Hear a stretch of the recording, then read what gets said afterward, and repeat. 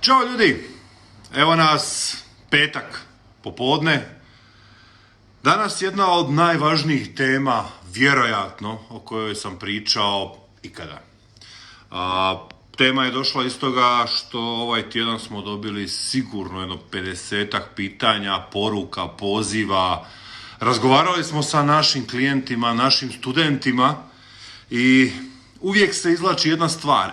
Šta ti misliš o ovome? I onda ide plan.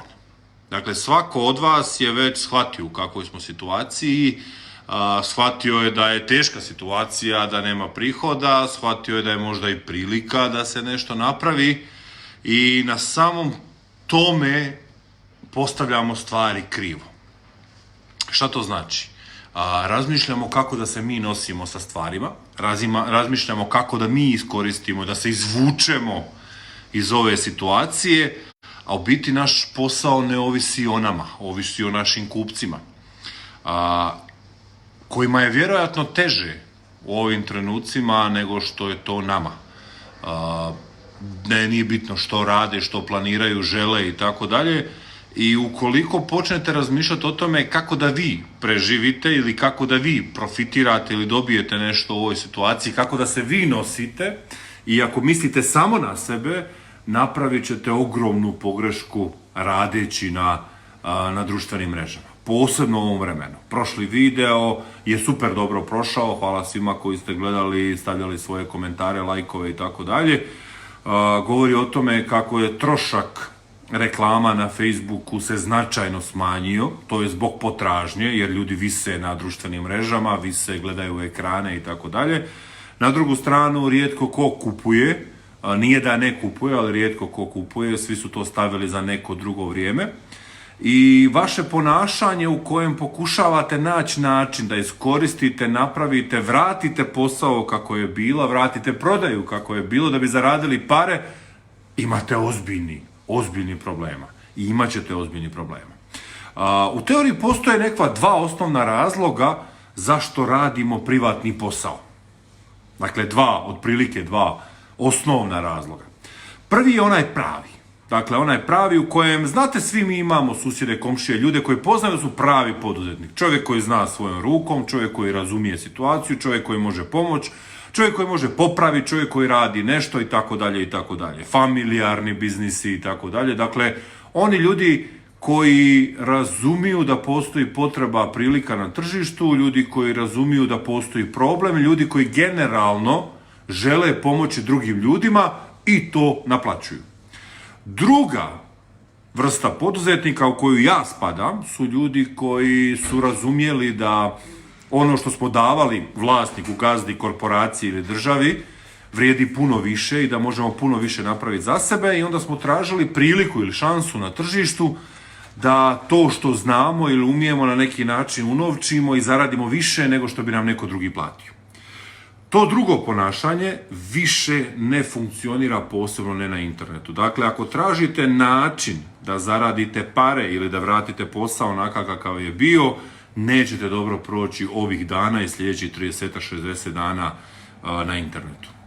Zašto to govorim? Neko večer mi je otvorilo oči onako razgovaranje sa puno ljudi, ali gledam film nekakav i sada glavni glumac, muškarac koji je bio u vezi prije, međutim ima ljubav iz srednje škole, pokušavaju, razgovaraju, nemam pojma, i prekine sa curom, počinje živjeti, odnosno počinje vezu sa svojom srednjoškolskom ljubavi, planira život, planira djecu, planira sve, i u jednom trenutku se događa da mu je ova bivša prije mjesec dana ostala trudna i sada on se lomi šta da on napravi.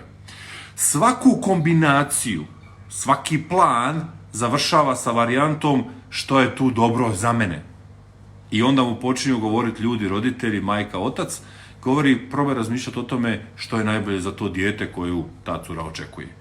Tu me je otvorilo onako, poprilično sam dobio otvorene oči na to što mi razmišljamo danas. Dakle, ono što ćemo mi, što ću ja raditi, što savjetujem našim klijentima, našim studentima i što vama na neki način savjetujem ili preporučam, jeste da razmišljate o tome što je to što je najbolje za vašeg klijenta, kako se vaš klijent sada osjeća, što je to što mu treba ili što joj treba, što bi volio vidjeti i na koji način ćete olakšati sljedeći period tom svom klijentu. A onda će se dogoditi prodaja kada klijent bude spreman. Jednako kao u vezi, bilo da je to ljubavna ili prijateljska veza, pokušat ćete na početku učiniti toj osobi da se osjeća dobro, da je razumijete, da učinite stvari koje će joj pomoći da dobije nešto, a onda kao rezultat tih ponašanja ili takvog ponašanja doće nekva obaveza, ako govorimo o prijateljstvu ili ljubavnoj vezi, ili obaveza u obliku novca, odnosno prodaje koje će se dogoditi kad oni budu spremni. Dakle, dva tipa privatnih poduzetnika, oni koji stvarno žele pomoći ljudima riješiti problem, oni koji traže priliku da za sebe naprave više ili bolje. Danas se svi moramo ponašati tako da mislimo prvenstveno šta je najbolje za naše klijente, naše kupce, za ljude koji nas prate, da im damo informacije i sadržaje koje je zabavan, interesantan i koristan, informacije koje će im pomoći da ih držimo zainteresiranim kroz nekav sljedeći period, informacije koje će im pokazati da smo tu za njih kad oni nas trebaju, a ne samo kad mi trebamo njihove pare. I siguran sam da nakon ove situacije, nakon što se situacija normalizira ali prođe, da će nam to vratiti kroz kupnju naših proizvoda i usluga. Toliko od mene za danas, želim vam ugodan vikend, budite sigurni, budite dobri, čuvajte se i gledamo se uskoro.